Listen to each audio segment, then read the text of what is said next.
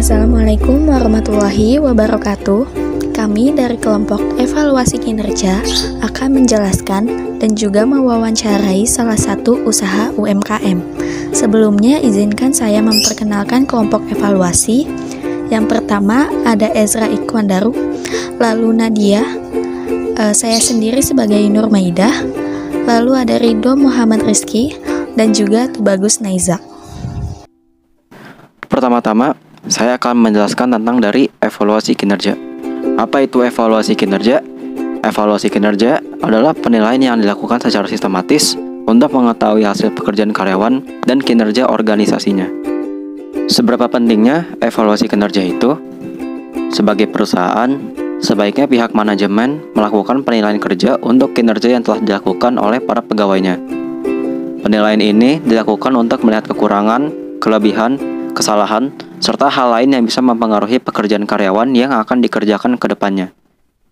Selain itu, evaluasi kerja juga bisa digunakan untuk memperbaiki kebijakan-kebijakan yang kurang atau tidak sesuai dengan kondisi pekerjaan maupun kondisi perusahaan di saat itu juga. Selanjutnya adalah tujuan evaluasi kinerja. Evaluasi kinerja merupakan sistem formal yang digunakan untuk mengevaluasi kinerja pegawai secara periodik yang ditentukan oleh organisasi.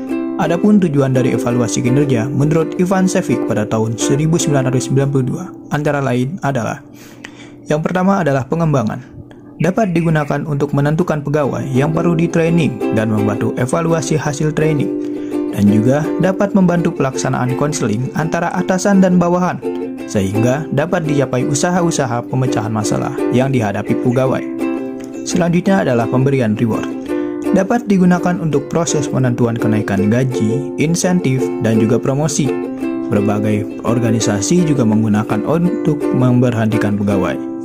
Selanjutnya adalah motivasi. Dapat digunakan untuk memotivasi pegawai, mengembangkan inisiatif, rasa tanggung jawab, sehingga mereka terdorong untuk meningkatkan kinerjanya. Selanjutnya ada perencanaan SDM. Dapat bermanfaat bagi pengembangan keahlian serta keterampilan, juga perencanaan SDM. Selanjutnya adalah kompensasi. Dapat memberikan informasi yang digunakan untuk menentukan apa yang harus diberikan kepada pegawai yang berkinerja tinggi atau rendah, dan bagaimana prinsip pemberian kompensasi yang adil. Selanjutnya adalah komunikasi. Evaluasi merupakan dasar untuk komunikasi yang berkelanjutan antara atasan dan bawahan untuk menyangkut kinerja pegawai. Manfaat evaluasi kinerja.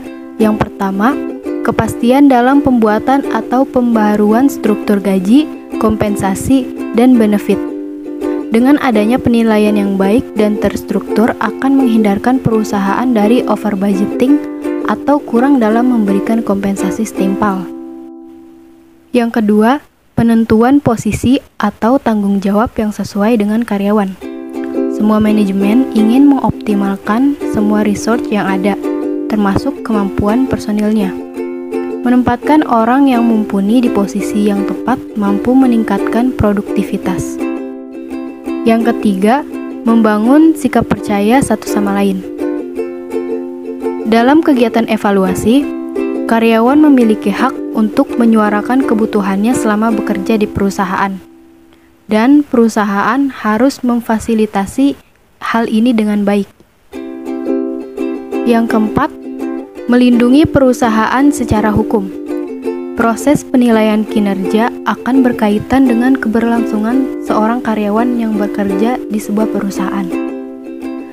Bila perusahaan terpaksa mengeluarkan keputusan untuk memberhentikan karyawan, riwayat penilaian kerja yang didokumentasikan dengan baik bisa menjadi dokumen yang bisa menjadi bukti dan dokumen pendukung yang menjadi dasar keputusan pemberhentian tersebut. Berikutnya adalah hal-hal yang harus diperhatikan dalam melakukan evaluasi kinerja. Yang pertama adalah tetapkan standar kinerja dan waktu evaluasi. Waktu evaluasi umumnya diatur satu kali dalam kurun waktu 6 bulan atau satu kali dalam kurun waktu 12 bulan. Namun, rentang satu kali setiap 6 bulan cukup banyak dipilih karena rentangnya tidak terlalu pendek ataupun tidak terlalu panjang.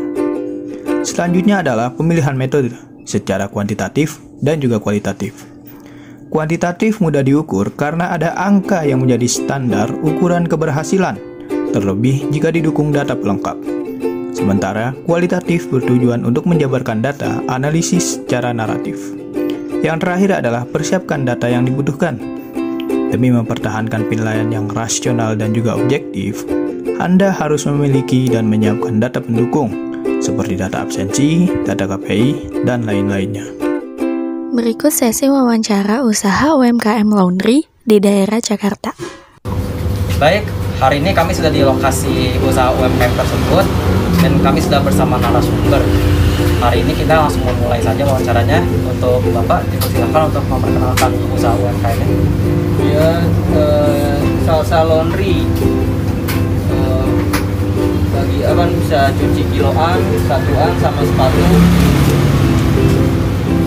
Udah itu aja.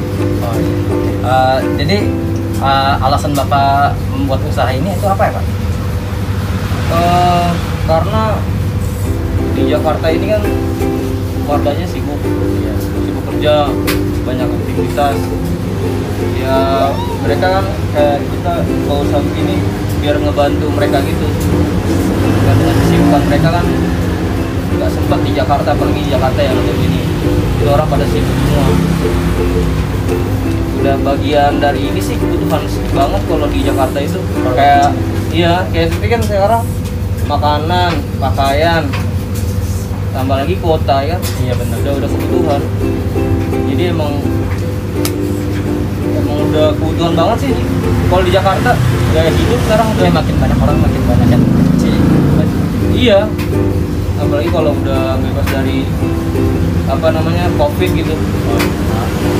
Ya mungkin aktivitas udah makin banyak ya. Gitu aja sih. Baik, Pak. Terima kasih, Pak. Untuk pertanyaan selanjutnya, apa yang sedang dihadapi bisnis Bapak saat ini sih, dan apakah bisnis Bapak sudah mencapai usaha target? Saya baru berjalan 3 bulan sih. Kalau untuk target masih jauh dari harapan itu. Target saya tuh 200 kilo gitu. 200 kilo. Iya. Satu hari. Oh, satu hari. Untuk selanjutnya, buat bisnis Bapak nih, strategi yang diperlukan agar bisnisnya mencapai target tuh gimana, Pak? Saya memperbaiki kualitas dari cara kerapihan, bersih, wangi, terus terutama sih ramah sih sama itu pelanggan gitu. Dan tanggung jawab dalam arti ya masuk pakaiannya berapa ya dikembalikannya berapa dengan uang itu gitu. Jadi tetap sama ya? Iya, jadi ya masuknya timbangannya 2 kilo ya 2 kilo harus 2 kilo gitu. Ya sih, Pak, saya suka sih atmosfer tempat ini, Pak, wangi juga tuh. Iya. Oke, untuk pertanyaan selanjutnya, kapan waktu yang tepat nih untuk mengevaluasi usaha Bapak nih?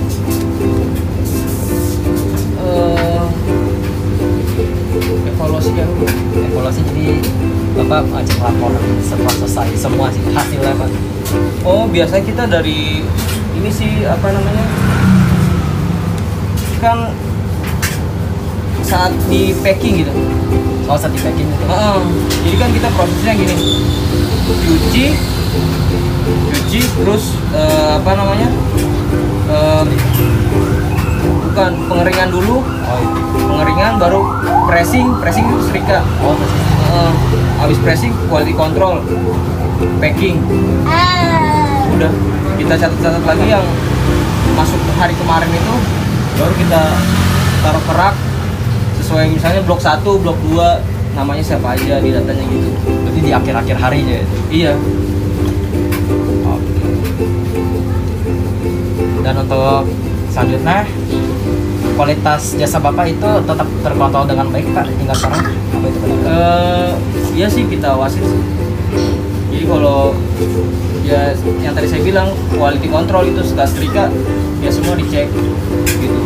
Dari bahan masih ada kotornya kah gitu, maksudnya kotor dalam hal bukan noda ya gitu, misalnya kayak dari pengeringan tuh ada debu lah gitu atau apa gitu. Kalau satuan kita kontrol banget sih, misalnya yang cuci khusus gitu ya, kita ada treatment khusus kayak satuan gini kan yang di packing satu.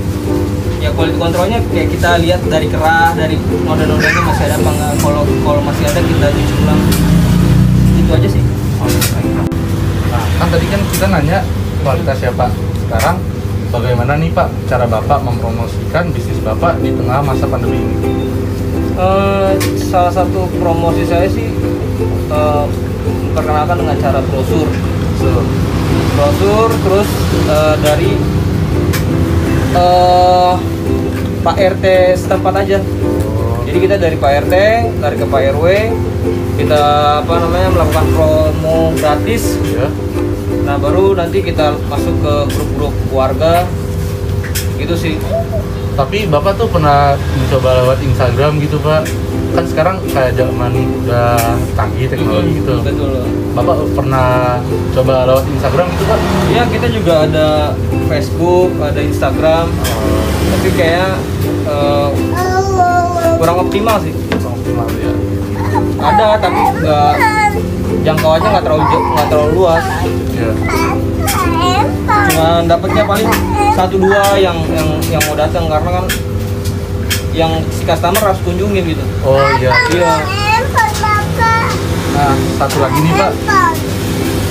Apakah Bapak membuat catatan anggaran pengeluaran atau pendapatan? Ya.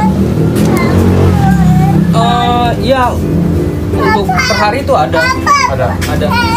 Kayak pengeluaran gas, terus biaya pegawai gitu. Kita masih